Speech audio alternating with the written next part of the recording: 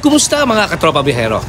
Ito, pang-anim na araw na namin dito sa Coron, Palawan. Panoorin nyo dahil dito sa dami ng gastos mo pagdating natin, bawat isla, bawat langoy may bayad. So ngayon, maghahanap tayo ng murang kainan. Nag-ikot kami dito sa bayan ng Coron, Palawan.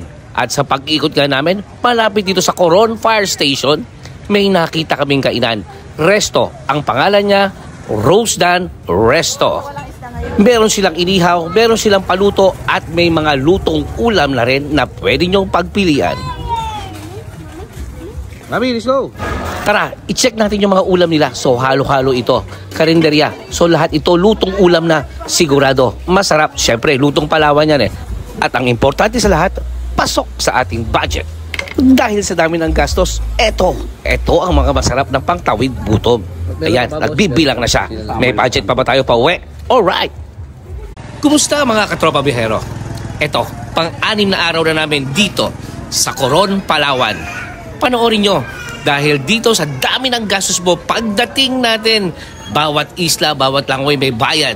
So ngayon, maghahanap tayo ng murang kainan. Nag-ikot kami dito sa bayan ng Coron, Palawan. At sa pag-ikot nga namin, malapit dito sa Coron Fire Station, may nakita kaming kainan. Resto, ang pangalan niya, Rose Dan Resto. Meron silang inihaw, meron silang paluto at may mga lutong ulam na rin na pwede nyong pagpilian. Mami, let's go!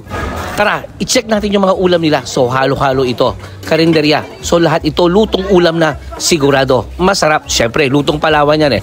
At ang importante sa lahat, pasok sa ating budget. Dahil sa dami ng gastos, eto ang mga masarap ng pangtawid gutom. Ayan, nagbibilang na siya. May budget pa ba tayo pa uwi? Alright!